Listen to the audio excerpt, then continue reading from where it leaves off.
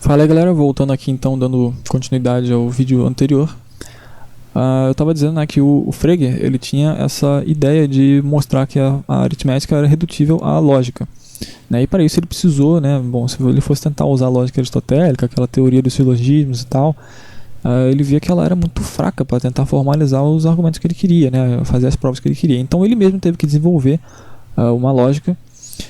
Se você ver aqui na logo, aqui nessa parte aqui, isso aqui foi uma referência que eu fiz ao sistema lógico dele, né? Essa aqui seria a barra de juízo, isso aqui é a concavidade da quantificação, né? Seria uma variável aqui, por exemplo.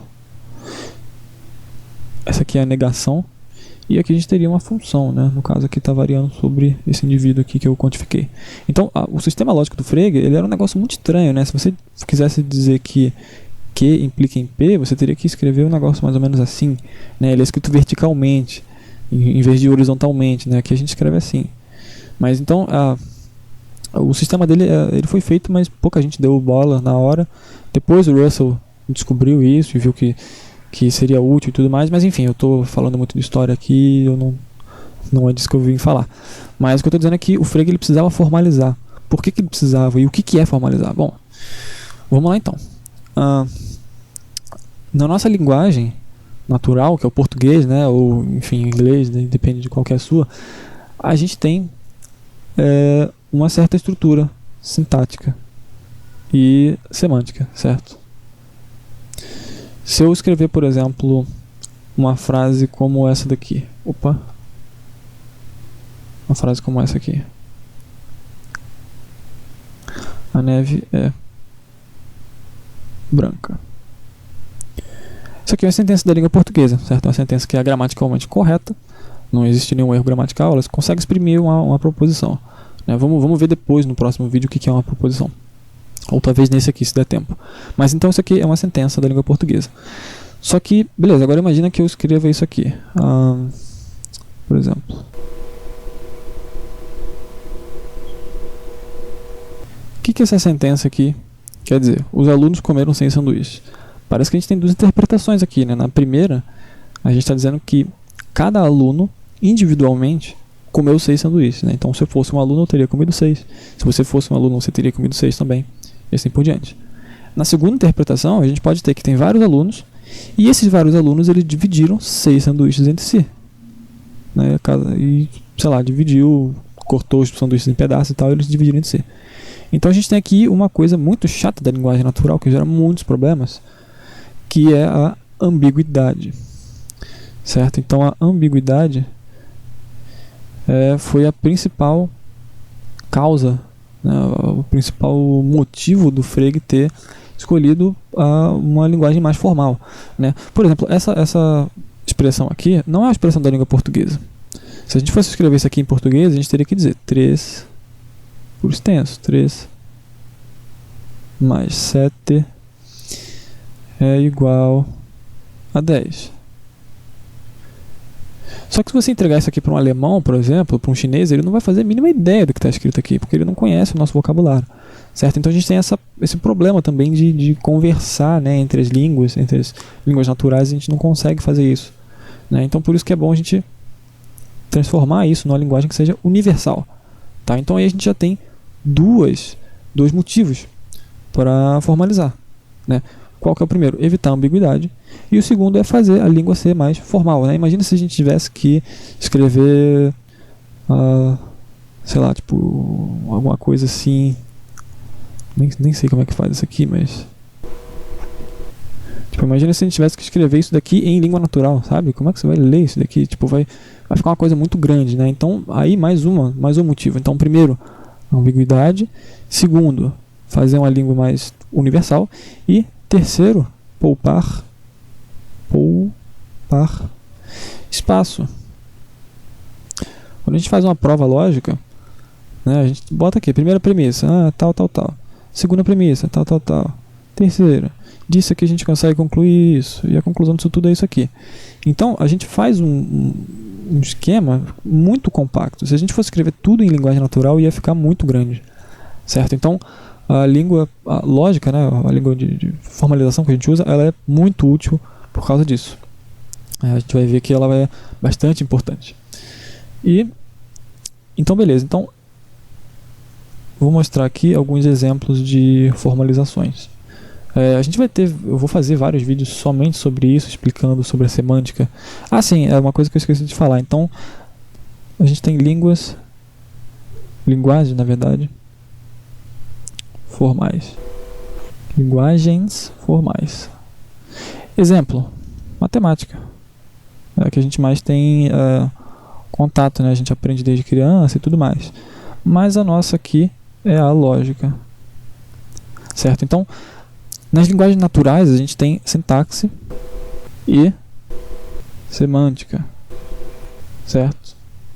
E qual que é, então, a diferença delas? Bom, na sintaxe a gente vai ter regras, certo? Regras de formação. Enquanto que na semântica a gente vai ter regras de interpretação.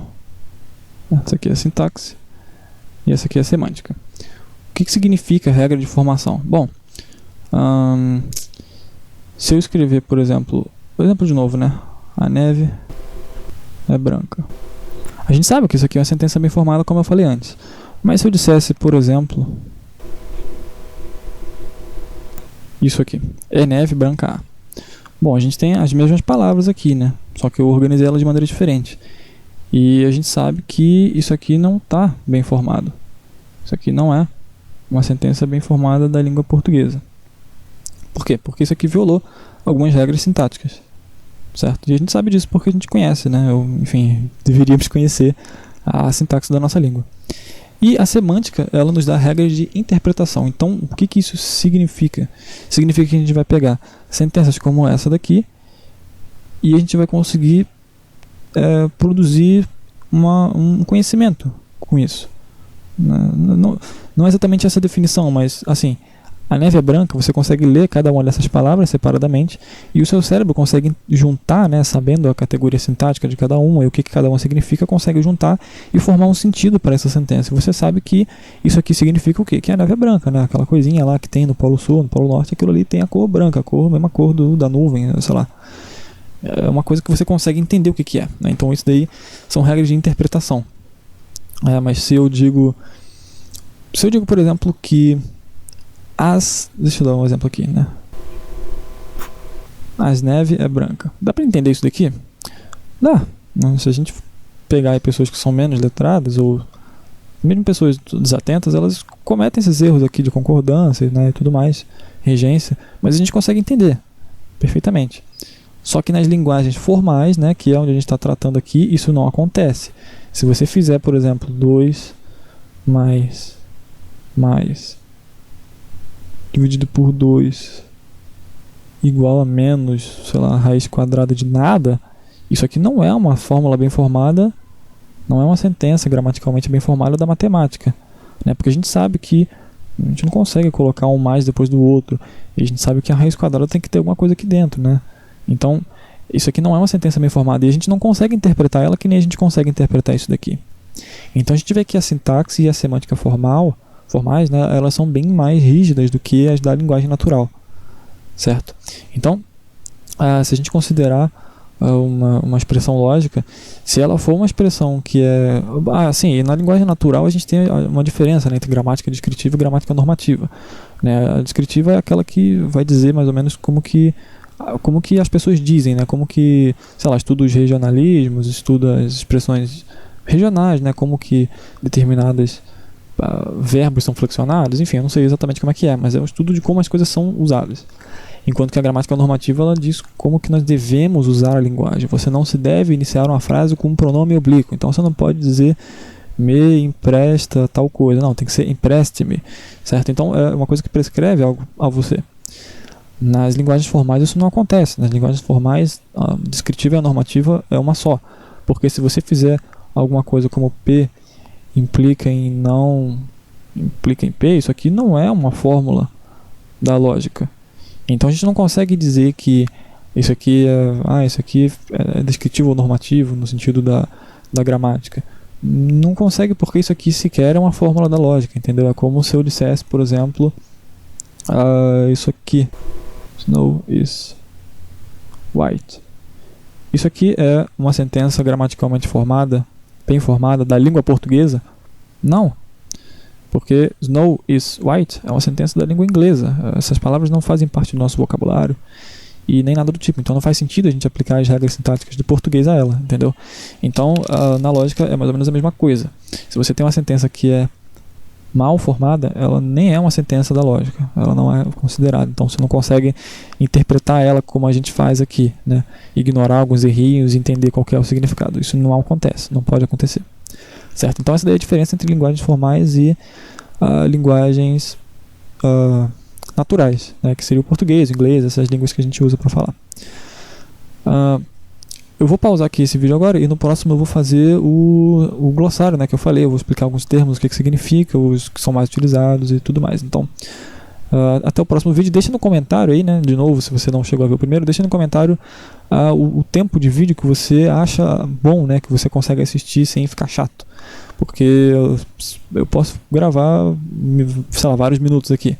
E eu não sei mais ou menos quanto tempo de vídeo eu deixo. Então eu tô gravando esses com mais ou menos uns 15 minutos por aí. Mas deixa nos comentários aí quanto tempo você acha que é bom. Talvez eu faça uma enquete em algum lugar. E eu vou então tentar me basear por isso daí. Mas então esse vídeo eu fico por aqui. Eu já vou gravar o outro em seguida. E é isso aí. Valeu, até o próximo vídeo.